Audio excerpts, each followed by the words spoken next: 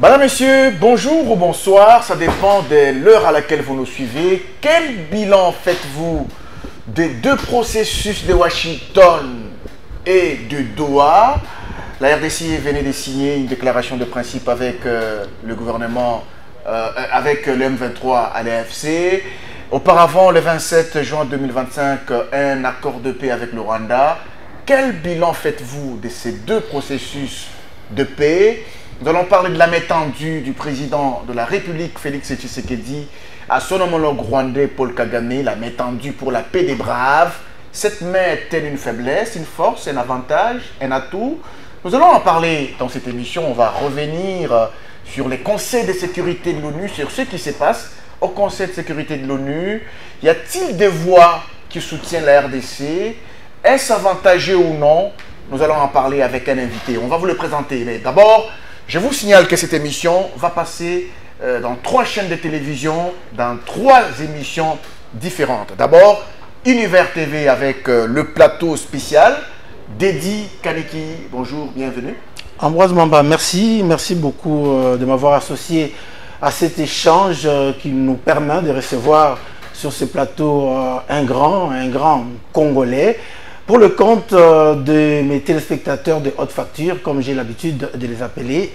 Encore une fois, merci. Merci. Également, cette émission va passer sur Antenne A, dans l'émission Le Rendez-vous. C'est avec Ben Lumba. Bonjour et bienvenue. Bonjour et merci également Edi Kaneki et à vous, Ambroise Mbamba, de nous associer dans ces débats du reste intéressant pour faire bouger les lignes dans notre pays. Et bonjour également aux téléspectateurs qui vont nous suivre à travers cette capsule. Merci. Tous les 3, nous avons un seul invité. Il va passer à la barre tout à l'heure. Il s'agit du professeur Tshibangou Kalala. Bonjour, bienvenue. Bonjour Ambroise Mamba, bonjour Ben, bonjour Edi. Tout le plaisir que j'ai aujourd'hui d'être devant vous. Le professeur Tshibangou Kalala n'est plus à présenter. Il est professeur de droit à l'université de Kinshasa, spécialiste de droit international, de droit public et de politique internationale. Alors, nous voulons beaucoup plus votre casquette des spécialistes des politiques internationales, parce qu'avec vous, nous voulons parler un peu de ces bilans de 2 processus de paix de Washington et de Doha, pour un peu savoir comment vous évaluez. Alors, on vous avait reçu sur ce plateau pour évaluer l'accord de paix signé avec le Rwanda le 27 juin à Washington, la déclaration de principe signée entre le gouvernement congolais, l'AFC et le M23 un certain 19 juillet 2025 à Doha. Et aujourd'hui, on veut savoir quel bilan faites-vous de ces 2 accords? Merci mes chers amis. Commençons d'abord par l'accord de paix de Washington du 27 juin 2025, accord bilatéral entre la RDC et le Rwanda. Sur papier, c'est un bon accord. L'architecture est belle. Même si on a mélangé les problèmes de paix et de sécurité qui préoccupent avec des questions économiques et financières, d'investissement, etc. Ça brouille un petit peu le message. Mais c'est une architecture qui est belle et qu'il faut soutenir. Et je continue à soutenir cet accord. Mais cela ne signifie pas que c'est un accord qui est facile à exécuter sur le terrain. N'oublions pas, mes chers amis, que la guerre dans notre pays, ça dure depuis plus de 30 ans. Il y avait un délai qui était prévu. Le calendrier qui était en annexe de cet accord et qui faisait partie, ou qui fait toujours partie de cet accord, c'était 90 jours. On estimait que de juin à septembre dernier, on devait avoir terminé tous les problèmes. Et quel problème? Le Rwanda devrait avoir déjà retiré tous ses soldats de notre territoire. Et cela dans la continuité, dans l'application de la résolution 2773 du Conseil de sécurité. Le M23 devrait avoir démantelé totalement ces administrations illégales, parallèles, et le FDLR, donc les rebelles armés rwandais qui sont sur notre territoire, devraient avoir été neutralisés, c'est-à-dire désarmés, réintégrés au Rwanda, ailleurs, ou dans la vie civile. Force est de constater, mes chers amis, que cela n'a pas été fait dans le délai qui était prévu. Et ce qui était l'arrivée, le point d'arrivée, est devenu aujourd'hui le point de départ. C'est à la fin du mois de septembre qu'on dit, bon, c'est maintenant qu'on va commencer à partir du 1er octobre. Cela signifie que ce qu'on attendait n'a pas été fait pendant 3 mois. On nous dit aujourd'hui que le 21, le 11, le 21, on va commencer maintenant ce travail de retrait des troupes rwandaises et de neutralisation des FDLR. Bon, attendons voir. Ce n'est pas facile, mais espérons que cette fois-ci, on ne va pas encore aller dans les prolongations. D'ici décembre, on ne va pas dire oui, ce n'était pas encore suffisant, qu'on ajoute encore une autre période. Là, ça ne va pas. Et j'aimerais, M. Bamba et dit, M. Ben, attirer l'attention de la société civile et de la société politique de notre pays sur ce que nous avons vécu il y a 26 ans dans notre pays, pour que ça ne puisse pas se répéter. Il faut que les dirigeants, les autorités, nous tous, vous, que nous puissions ouvrir l'œil, le bon, que nous puissions être vigilants et exigeants pour que cela ne se reproduise pas. Qu'est-ce qui s'est passé? Nous sommes le 10 juillet 1999. 10 juillet 1999. À Lusaka, en Zambie. 6 pays et 2 mouvements rebelles congolais signent un accord de paix, un accord de cessez-le-feu de Lusaka. Il y a là la RDC, le Zimbabwe, l'Angola, la Namibie, le Rwanda, l'Ouganda, plus 2 mouvements rebelles, le MLC et le RCD. 1999. Le 10 juillet. Accord de cessez-le-feu de Lusaka. Accord de paix. Il y a un calendrier en annexe. Il dit, toutes les troupes étrangères doivent quitter le territoire congolais au bout de 180 jours. 6 mois, 180 jours. 180 jours. Avec des oui, jour J moins 10, jour J plus 20, jour J plus... Un peu comme on a fait à Washington. Qu'est-ce qui se passe après? Le Rwanda et l'Ouganda ne respectent pas ce calendrier. Mais je vous parle, ce qui est mieux documenté, le cas de l'Ouganda. Eh bien, après, le 8 avril, on signe notre accord pour constater que dans les 6 mois, on n'a rien fait. On signe notre accord, le plan de désengagement de Kampala, le 8 avril 2000. Encore un délai de 6 mois. On constate que dans les 6 mois, on n'a rien fait. On signe cette fois-ci le plan de désengagement de Harare, le 6 décembre 2000. 6 mois. Et puis on constate que ça n'a pas marché. On signe l'accord de Luanda le 6 septembre 2002. Quelques mois après, on voit que ça ne marche pas. Et on vient, on fait encore un amendement à l'accord de Luanda à Dar es Salaam le 10 février 2003. Et ce n'est que le 2 juin 2003 que le dernier soldat ougandais a quitté notre territoire. 4 ans après, pratiquement. Ce qui était prévu pour être réalisé dans 6 mois, mes amis, mes frères, on a pris 4 ans pour que les troupes ougandaises quittent notre territoire. La fin justifie les moyens. Hein. Avec des moyens de retardement. Des gens devaient continuer à exploiter l'or, à couper le bois là-bas. Et le gouvernement... L'Ouganda a provoqué des conflits entre les Hema et les Lendu, comme des pompiers pyromanes. Ils disaient, si vous voulez que je retire mes troupes, mais les gens vont se massacrer, s'exterminer là-bas, à Irumu, à Djougou, entre Hema et Lendu. Finalement, l'ONU a dit, non, restez encore un peu, ne partez pas. J'ai plaidé cette affaire avec des amis devant la Cour internationale de justice en 2005. Et devant la Cour internationale de justice, qu'est-ce que l'Ouganda a dit? Non, mais mes troupes sont au Congo de manière légale parce que le gouvernement congolais a toujours accepté qu'on puisse prolonger la présence des troupes.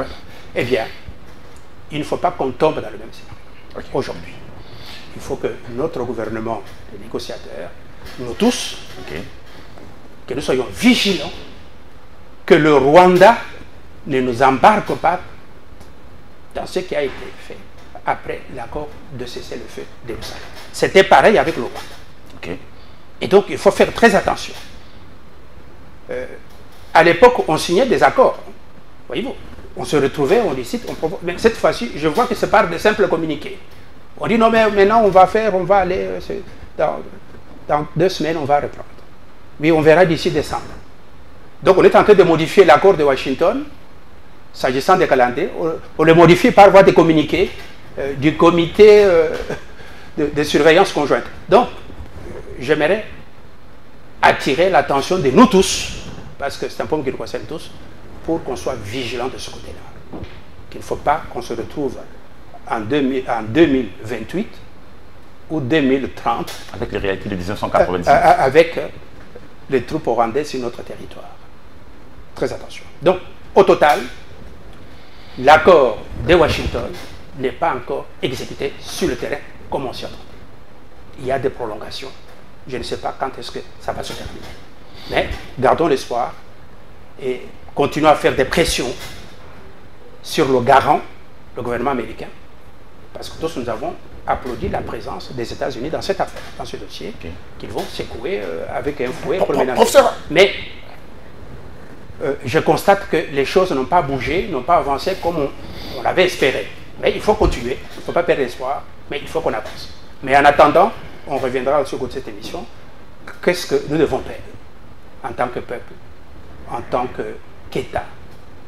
Qu'est-ce que nous devons faire face à ces blocages, ce retardement? Qu'est-ce que nous devons faire? Ça, on va revenir à cette question, mais lorsque vous vous rappelez ce qui s'est passé en 1999, pour que les Ougandais quittent la RDC en 2003, 4 ans après, ça fait un peu peur, professeur, ça fait un peu peur.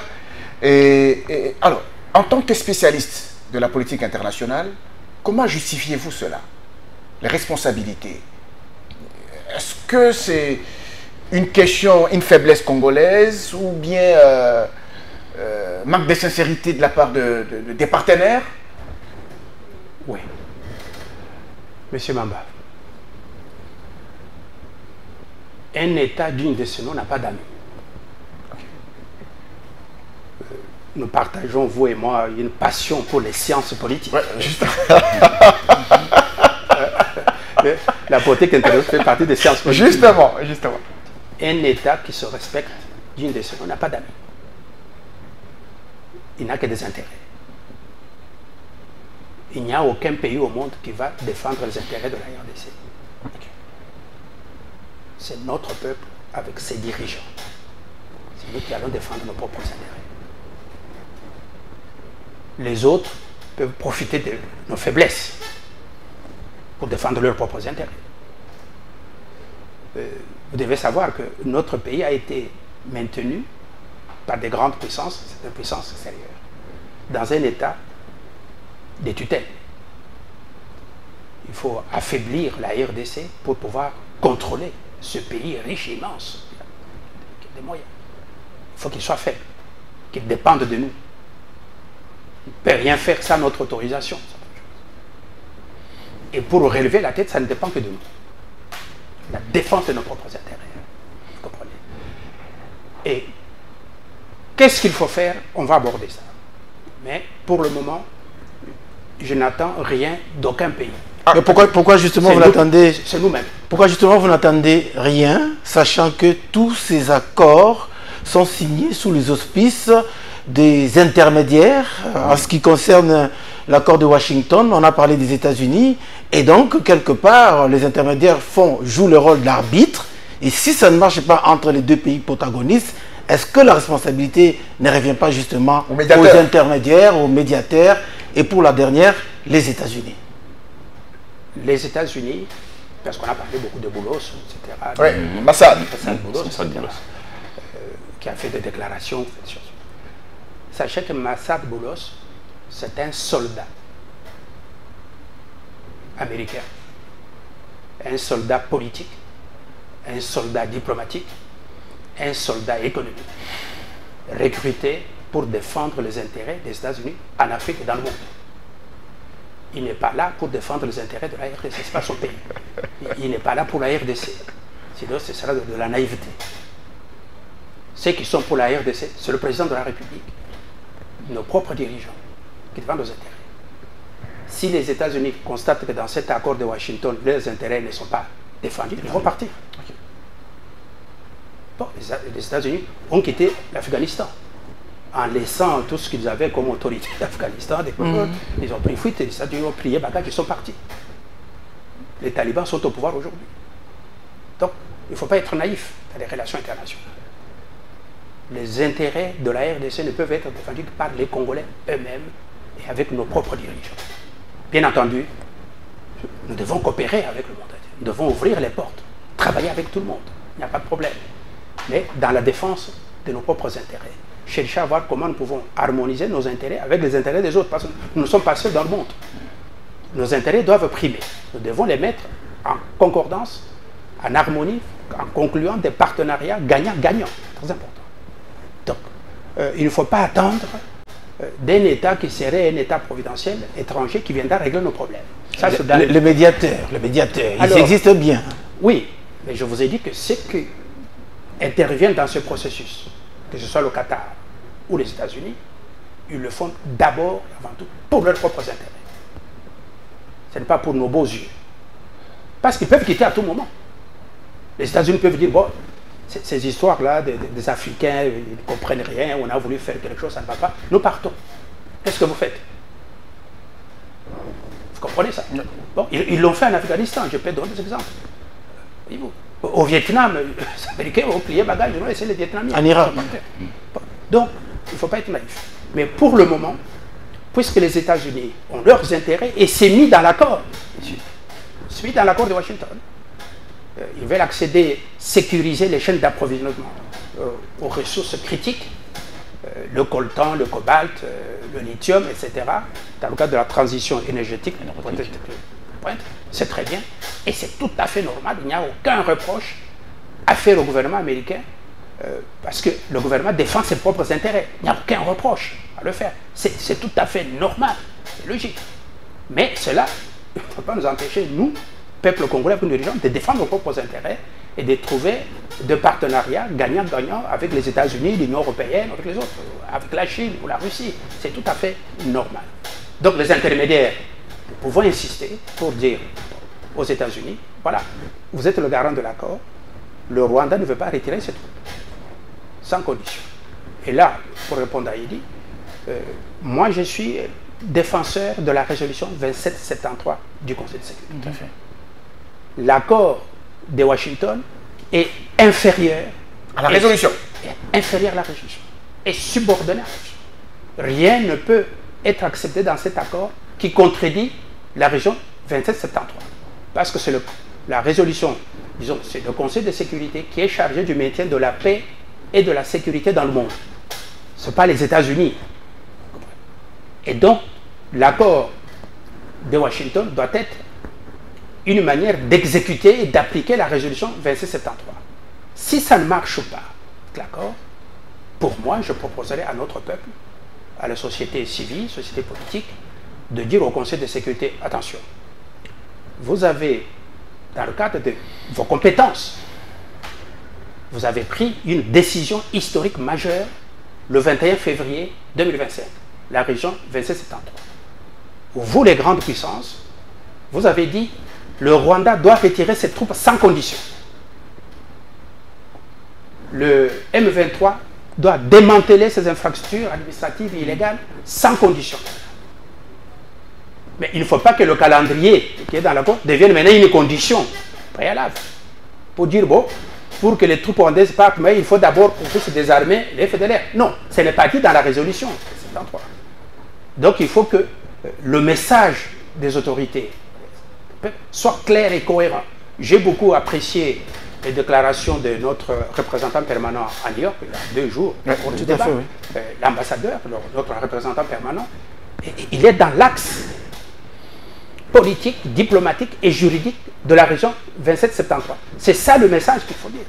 Voilà, vous êtes la grande puissance, mais votre autorité est bafouée et piétinée par le Rwanda, qui pose des conditions là où vous avez dit qu'il n'y a pas de conditions. Qu'est-ce que vous faites? Donc il faut agir, il faut prendre des sanctions pour punir le Rwanda. C'est ce qu'il faut faire. Professeur, il y a 2 jours passés, il y a eu évidemment un autre round entre Kinshasa et AFC Barème 23. D'ailleurs, voilà qui a pondu, qui nous a finalement donné l'occasion de signer un accord, une signature de mécanisme de vérification de cessez-le-feu. Plusieurs avertis pensent que c'est une voie déjà balisée, toute balisée d'ailleurs, qui permettrait finalement qu'il y ait la mise en œuvre de l'accord de Washington signé, comme vous l'avez dit tout à l'heure, le 27 juin de l'année en cours. Alors, quel est votre point de vue, du point de vue, je dirais, passez-moi la redondance, faisabilité du dit accord? Tout ce qui peut être fait pour régler ce problème de manière pacifique est bienvenu, il faut l'appuyer.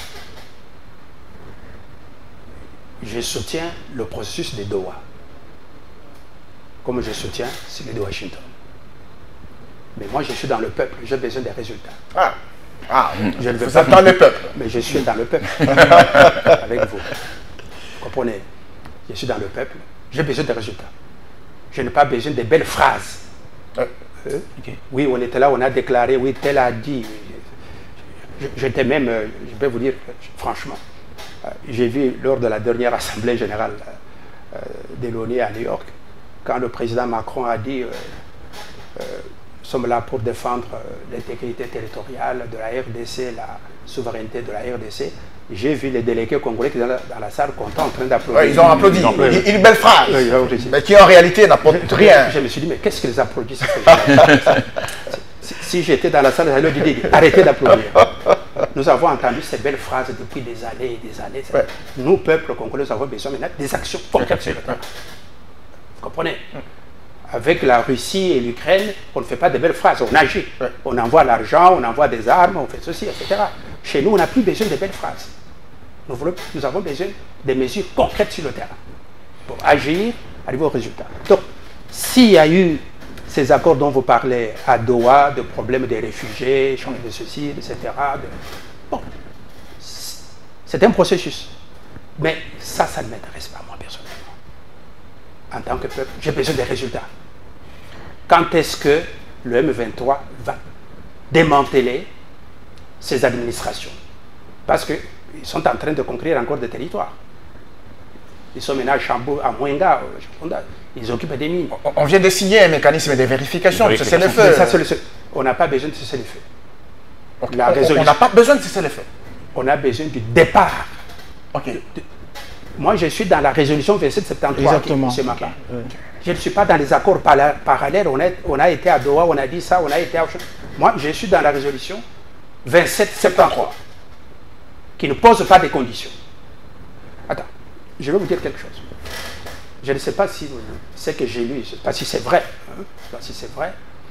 Il semble que nos délégués à Washington, ils auraient dit que nous refusons de signer l'accord économique parce que les troupes rwandaises sont encore là. Ça c'est vrai, c'est confirmé, ça c'est officiel. Ça c'est très bien. Ça c'est la voie officielle. Voilà, ça c'est très bien ça. Je suis satisfait. Mais ils auraient ajouté, je ne sais pas si c'est vrai, que pour qu'on signe, il faut au moins 90%, 90% des troupes rwandaises quittent le territoire. Ils auraient dû ajouter ça. Ils auraient ajouté cela. Pourquoi? Alors, si c'est vrai, je ne suis pas sûr parce que sur les réseaux sociaux on écrit n'importe quoi. Si c'est vrai, c'est une catastrophe. Une catastrophe. Je vous alerte. Je nous alerte pour dire que si vous faites ça, si c'est vrai, il faut me dire comment vous allez compter les 100% des soldats rwandais et dire bon, c'est bon, nous sommes satisfaits. Il y a 100%, 90 sont partis et puis on garde 10. Qui va compter ça? À travers le mécanisme de suivi, comme qui va compter ça?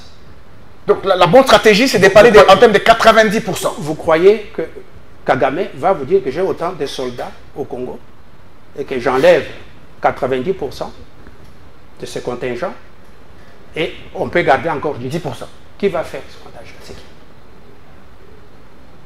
Plus encore. Et les 10% qui restent là, ils font quoi? Quel est leur travail? Là, vous allez maintenant accepter la présence de l'armée rwandaise sur notre territoire. Si vous acceptez les 10%. Ok. Si vous acceptez les 10%, ils vont s'ajouter dans les 10%. Dans les 10%. Même si vous les comptez le matin, 10%, la nuit, ils vont traverser la ils sont toujours 10%. Ils viennent 30 000. Dans les 30 000, c'est 10%. Non, mais professeur, peut-être que... Donc, j'ajoute, pour terminer sur ce point, aucun soldat rwandais ne doit être sur notre territoire pour quelque raison que ce soit. Il n'y a que les FARDC, notre armée, qui doit être sur notre territoire. On peut accepter encore la MONUSCO, l'armée internationale, qui travaille avec notre armée. On ne peut pas accepter, si c'est vrai ce qui a été dit, qu'on garde 10%. C'est vrai, ça a été dit, c'est officiel. 10%. 80% pour qu'on garde 10%. C'est officiel. C'est une catastrophe. Qui va compter les 10%? Les 10%. Dans les montagnes là. Moi j'ai été, je connais Goma, Bukavu, Kanyabayonga, Beni, Butembo. J'ai déjà été partout comme avocat, je plaidais des procès là-bas. Dans les collines, qui va compter? Kagame va mettre aligné, se dit voilà, j'ai 6 000, eh bien 10% de 6 000, ça me fait, c'est pas 600 000. 600. C'est 600, et donc je garde 6. Qui va compter ça? Ça révèle en même temps, professeur, une faiblesse des négociateurs congolais. Il ne faut pas dire ça. Okay. Parce que si vous dites 10%, on compte le matin 10%, la nuit, d'autres reviennent. Ils reviennent, c'est tout fort.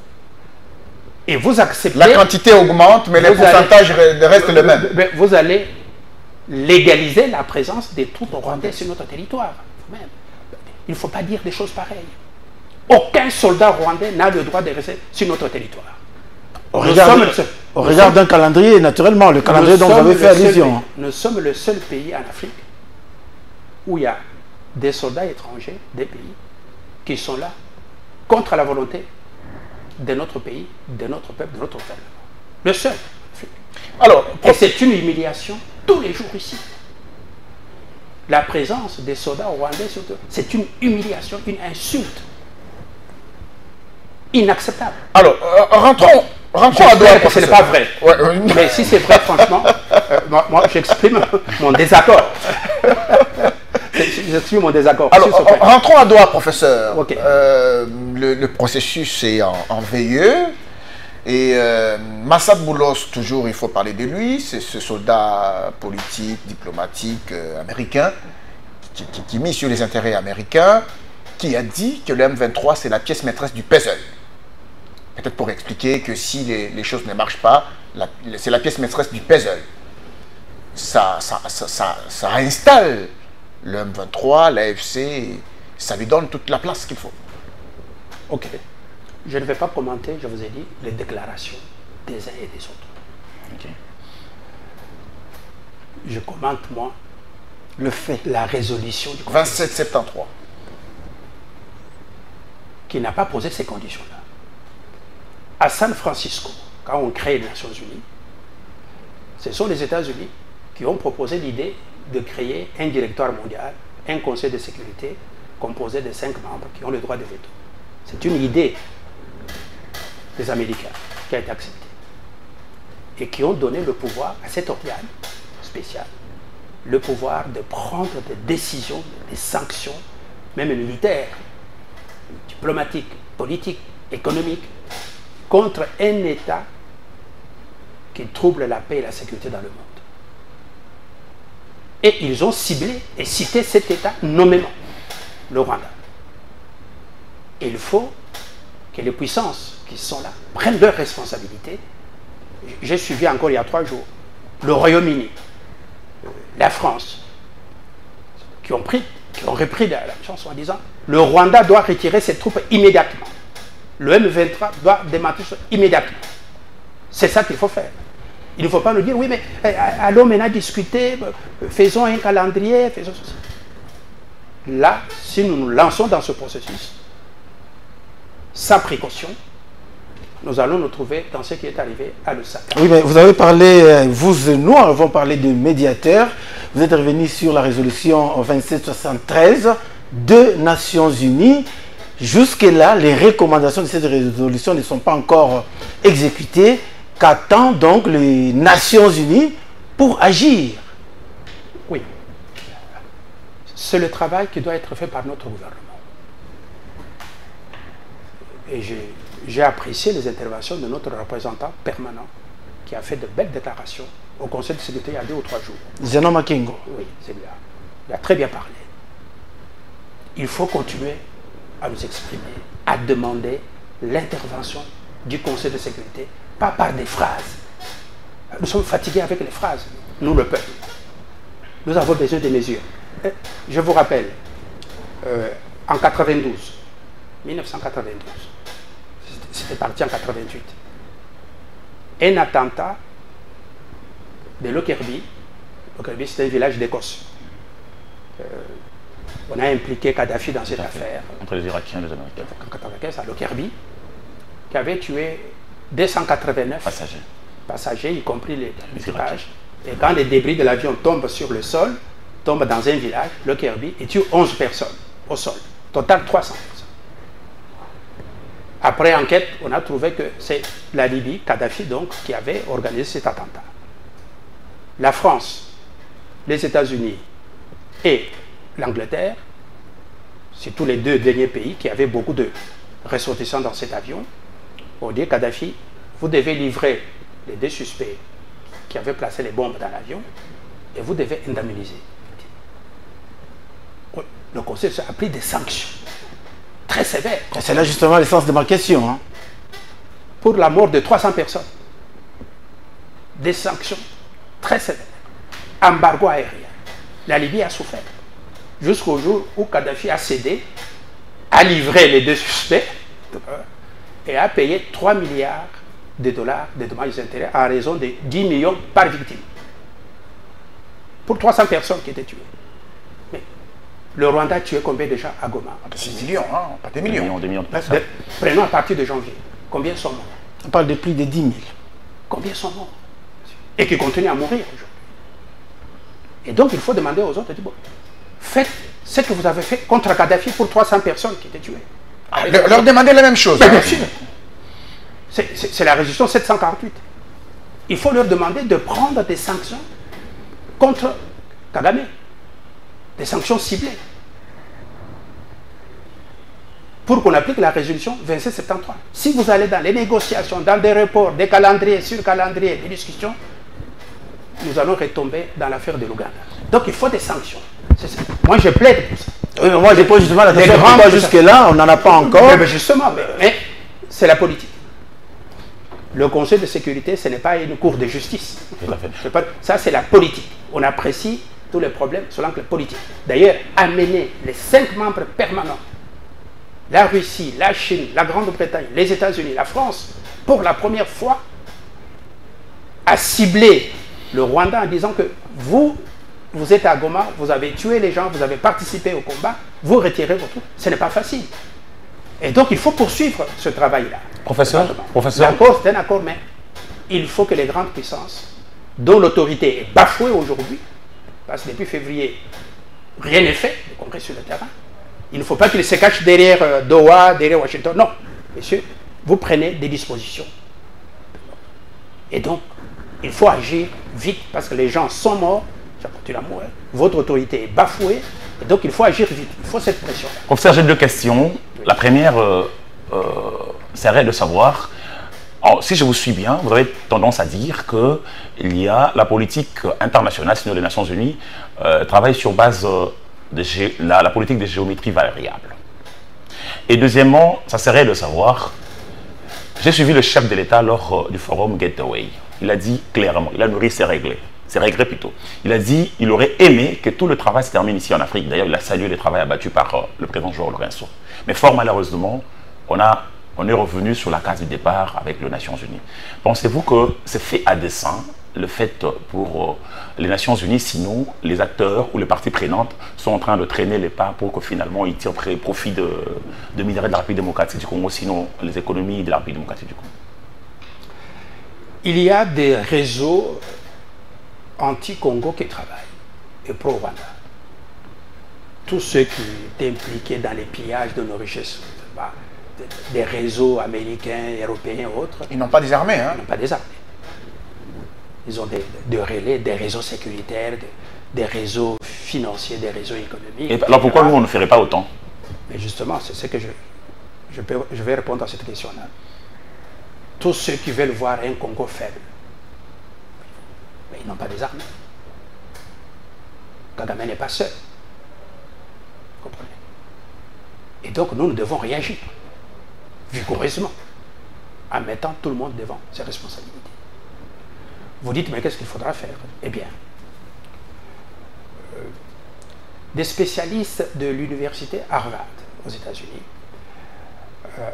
ils ont conçu un modèle de réflexion et de travail qu'ils ont mis à la disposition des dirigeants, qu'ils appellent en anglais Best Alternative to a Negotiated Agreement, meilleure alternative à un accord négocié. Il faut travailler là-dessus.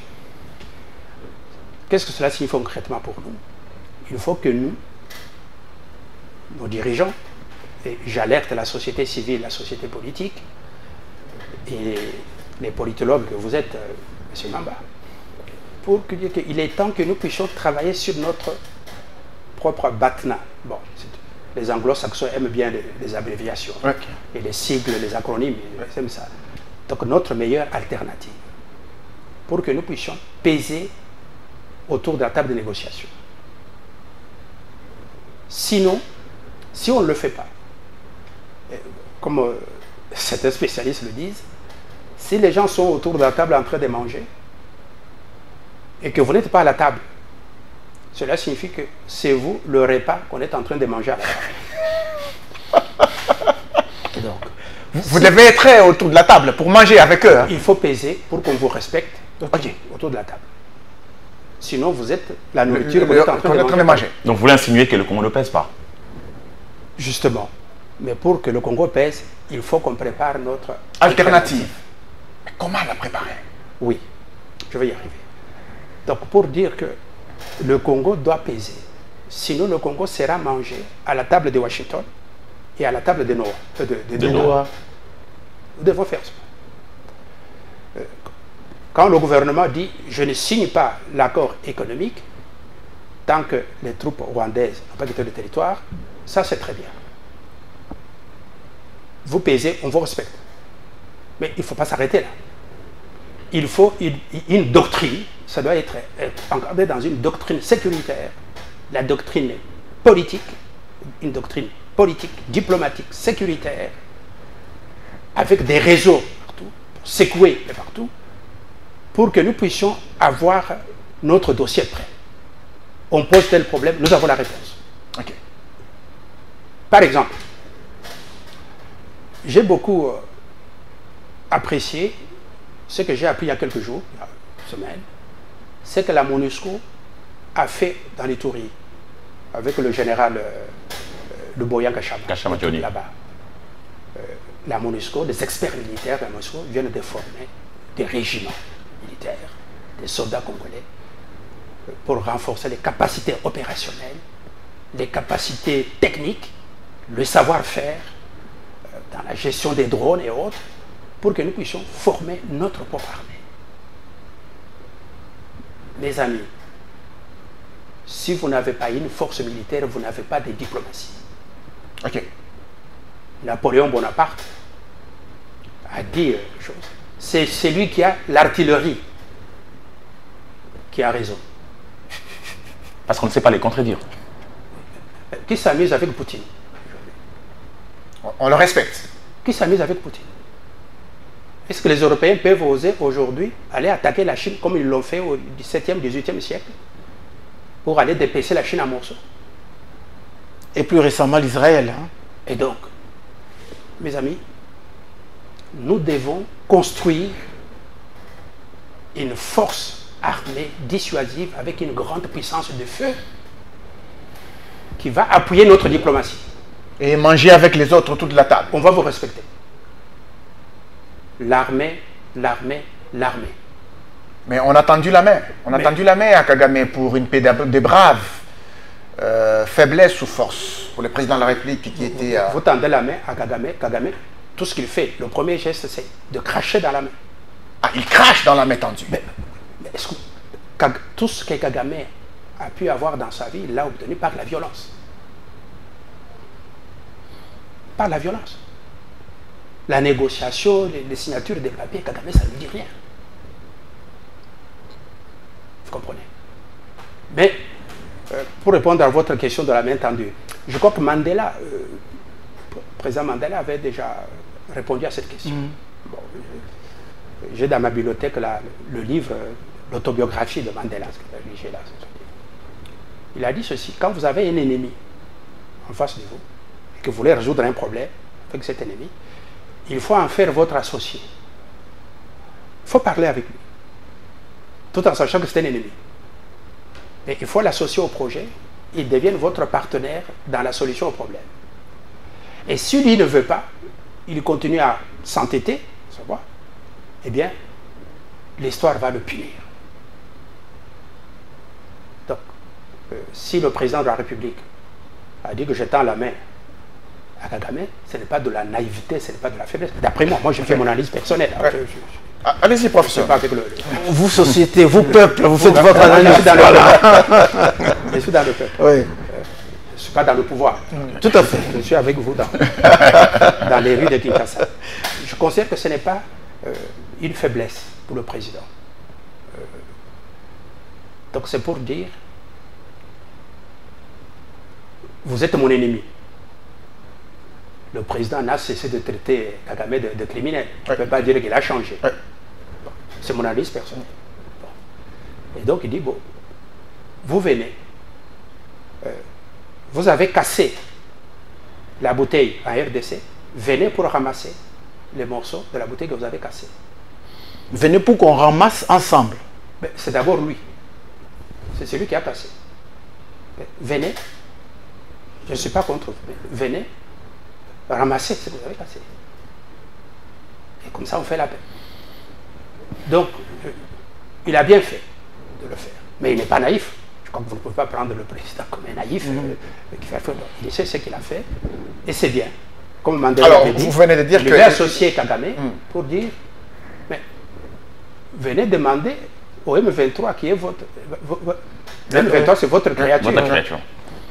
Venez, je vous tends la main, mais venez demander méthode de parti. Je ne vois pas ce qu'on peut reprocher au président. Je donne mon avis personnel. Cela peut avoir quelle portée dans la dimension internationale, cet acte-là? Oui, mais ça signifie que sur le plan international, on considère, c'est mon analyse personnelle, bien sûr, on considère que le président Tshilombo, c'est un homme de paix. Okay. Il tend la main à son ennemi. Il vient l'associer, il dit, oh, venez, vous êtes mon associé dans la recherche de la paix. Il semble, je n'ai pas le texte de propos du président, il aurait dit, mais à Luanda, on était proche de la décision pour régler ce problème. Je n'ai pas compris. Il a nourri de regrets. À 98%. Il a nourri de regrets. Mais je ne sais pas pourquoi vous avez... Je n'ai pas toujours compris jusqu'à présent pourquoi vous n'avez pas voulu signer cet accord. Bon, maintenant, dans cette situation, moi je suis toujours disponible. Je vous demande qu'on travaille ensemble pour régler le problème. Et ça, c'est bien. Parce que la guerre se termine toujours autour de la table. Ceux qui se battent sur le terrain se battent. Mais les diplomates négocient pour trouver des solutions pacifiques. La meilleure façon de résoudre un conflit, c'est par la voie de l'accord. Parce qu'avec l'accord, chacun sauve la face. Il n'y a pas d'humiliation. Et donc, c'est pour cela que je vous dis que je soutiens l'accord de Washington, l'accord de Doha, si on y arrive. Mais attention, attention, la priorité, c'est la résolution 2773 qui doit être respectée. Alors, professeur, pourquoi le faire du moment où on sait foncièrement bien que Kagame ne respecte pas les accords et les papiers ne représentent absolument rien pour lui? C'est la raison pour laquelle je vous ai parlé du Conseil de sécurité. Il ne faut pas... Nous, Congolais, nous devons donner un message, un seul message au monde. Le Rwanda doit retirer ses troupes. Non pas conformément à l'accord de Washington, mais conformément à la résolution 2773. C'est quoi la différence entre les deux? Oui, la différence est la suivante. Je viens de poser un examen à l'université à mes étudiants. Sur cette question, justement. Ils vont tricher. Ils ont déjà répondu de toute façon. J'ai leur copie, je suis en train de... ok, heureusement. À leur demander d'exprimer, de disserter sur le lien, le rapport entre la résolution 2773 et l'accord de Washington. Okay. Bon, c'est bien parce que l'examen est déjà passé. Oui, justement. Bien. Tous les États membres des Nations Unies, tous, ont déjà accepté la primauté de la charte. C'est l'article 105. Pour dire que si nous devons signer un accord quelconque avec un autre pays, un accord bilatéral ou multilatéral, les engagements que nous prenons dans cet accord-là ne doivent pas être supérieurs aux engagements que nous avons pris dans le cadre du Conseil. Et ils ont dit, en signant la charte, que le Conseil de sécurité agit en notre nom. Quand le Conseil prend une décision, ce n'est pas la décision du Conseil de sécurité, c'est la décision de tous les États membres. Et nous devons l'appliquer, devons respecter. C'est l'article 24, 25, etc. Et donc la résolution 2773 a été adoptée par le Conseil de sécurité sur la base du chapitre 7 des pouvoirs du Conseil de sécurité pour assurer le maintien de la paix et de la sécurité dans le monde. Et cette résolution, il n'y a pas de discussion. Tout le monde, tous les États, que ce soit les 5 membres permanents, les autres États, tous les États doivent respecter.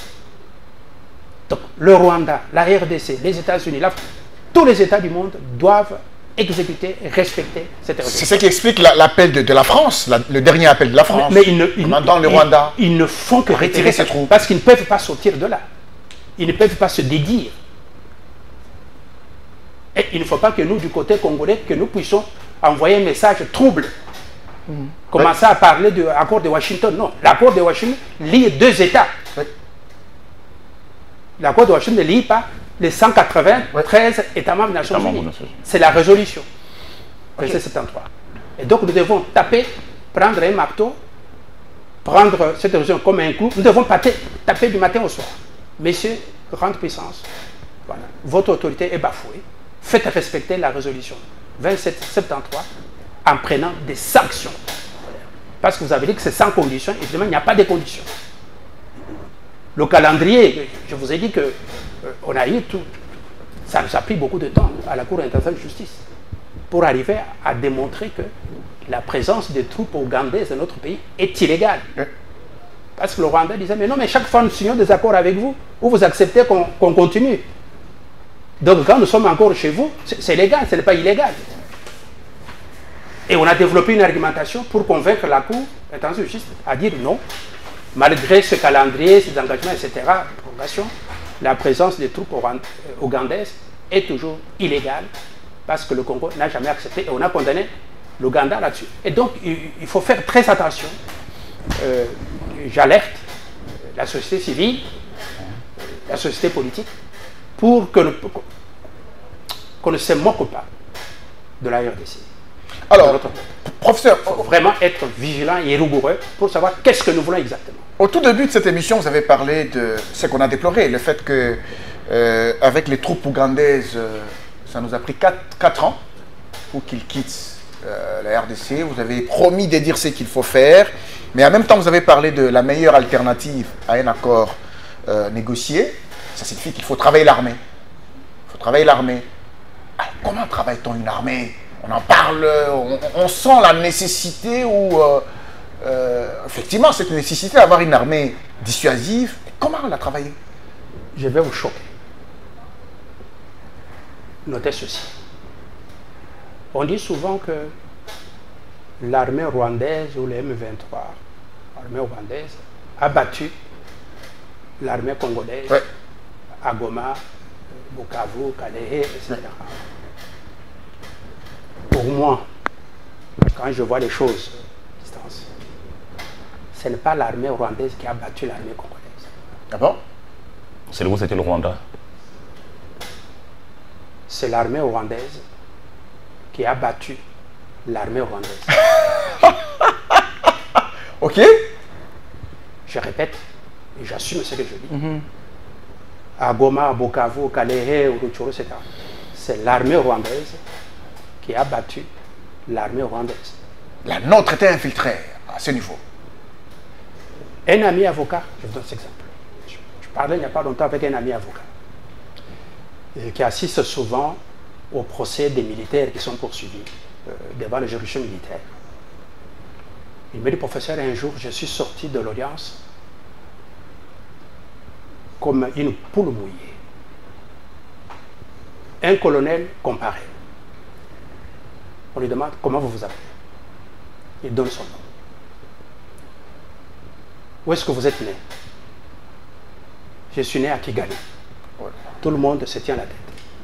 Vous êtes né à Kigali. Vous avez fait quelle étude?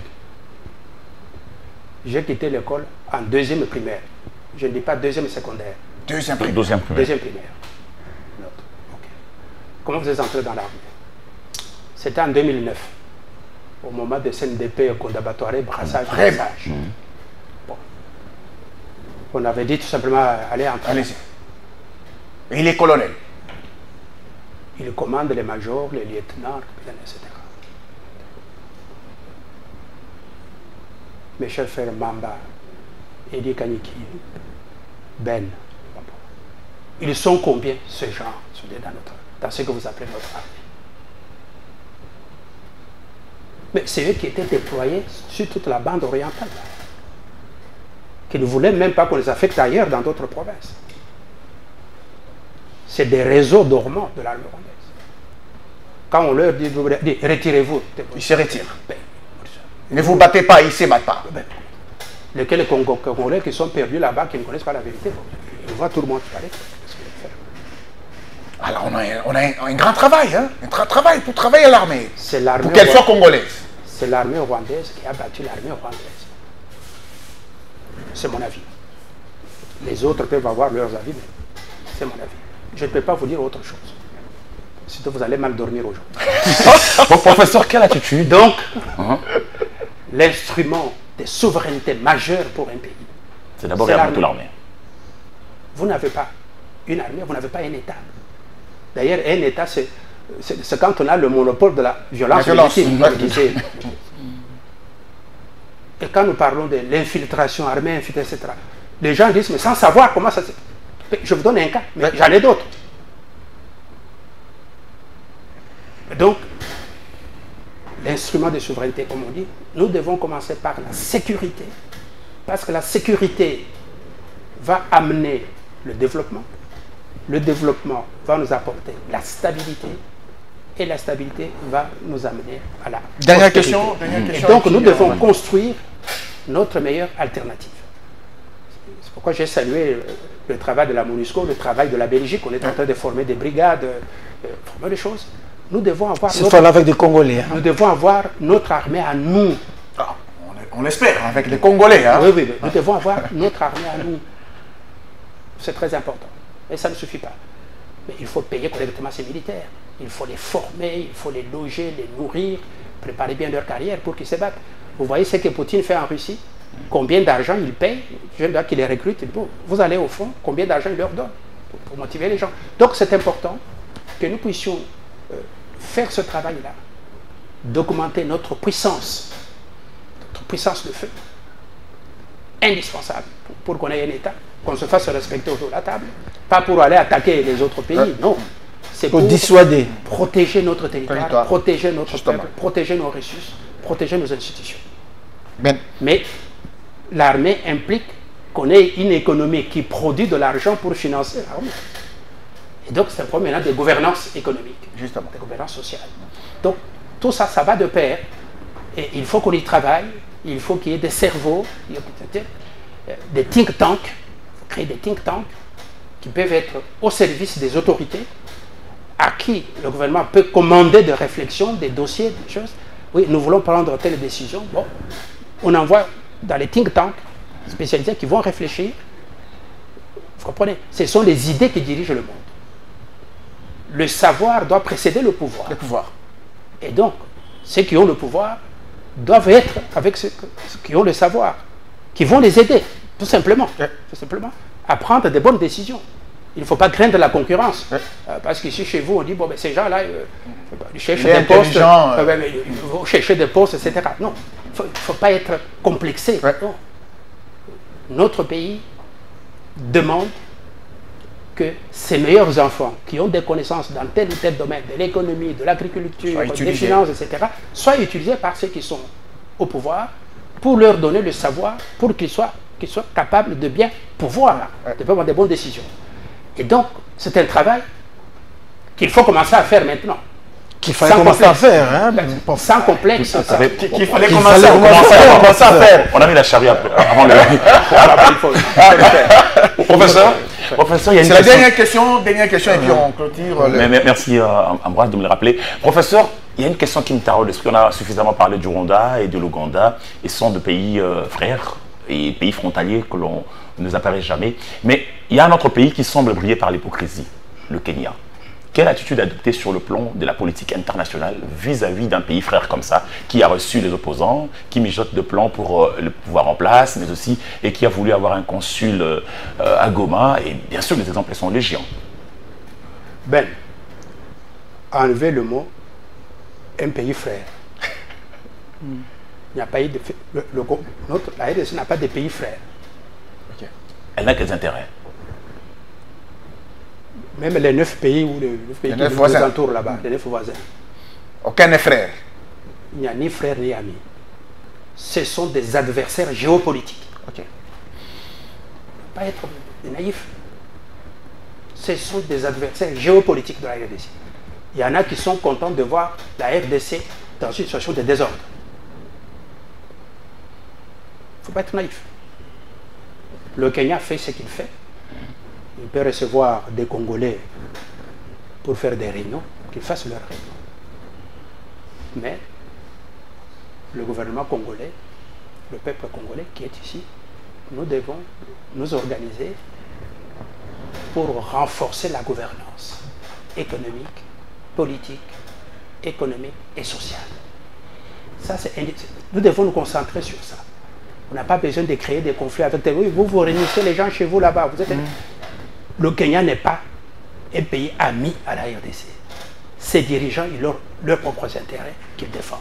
Alors, nous devons avoir les nôtres et on avance. Allez, puisqu'on a parlé que vous êtes professeur de droit international, donc vous avez quand même la... Allez, excusez-moi, vous avez la maîtrise sur le plan international. Ma question est celle de savoir, pour terminer, est-ce que la République démocratique du Congo a réussi à renverser la vapeur sur le plan international? Parce qu'il y a peu, on a dit que le Rwanda avait les déçus sur la RDC, on va dire sur le plan international, sur l'échiquier international, si vous voulez.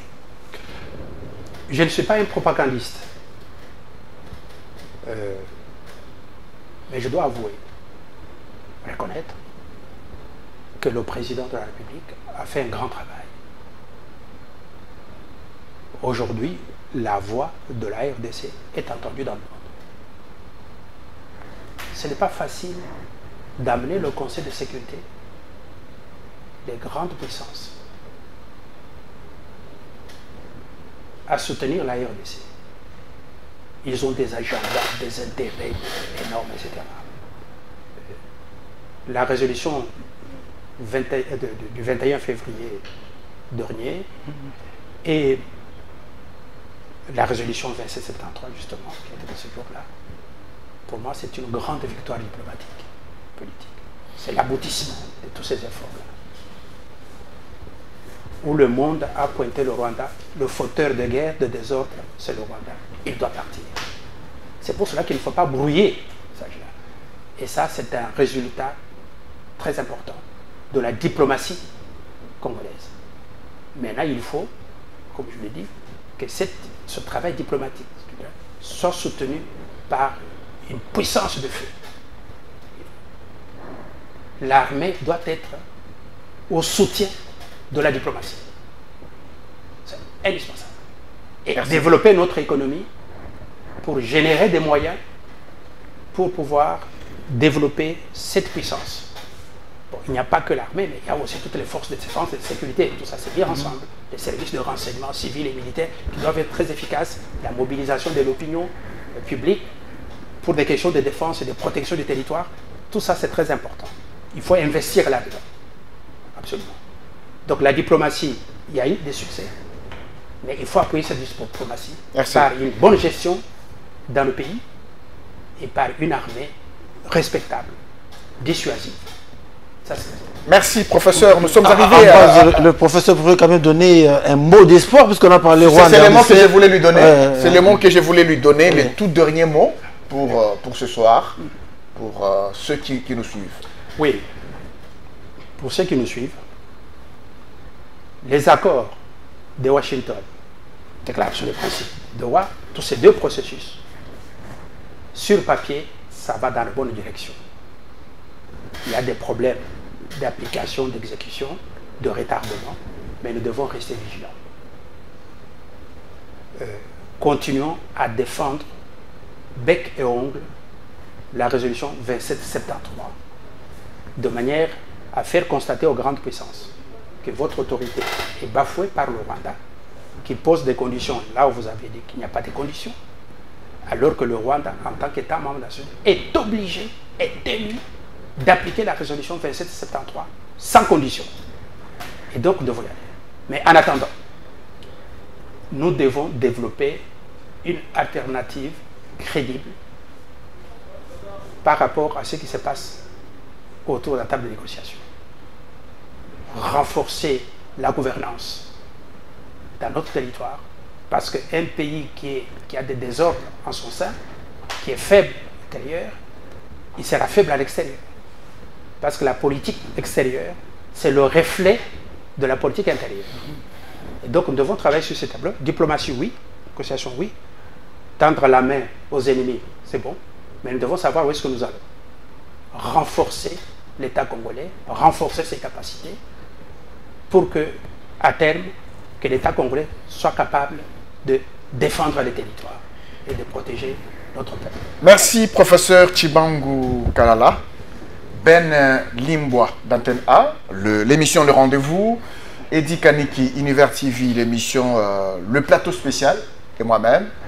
Vous disons merci d'avoir répondu à nos questions. Nous rappelons que vous êtes professeur de droit à l'Université de Kinshasa, spécialiste de droit international, de droit public et des politiques internationales. Je peux ajouter quelque chose? Oui.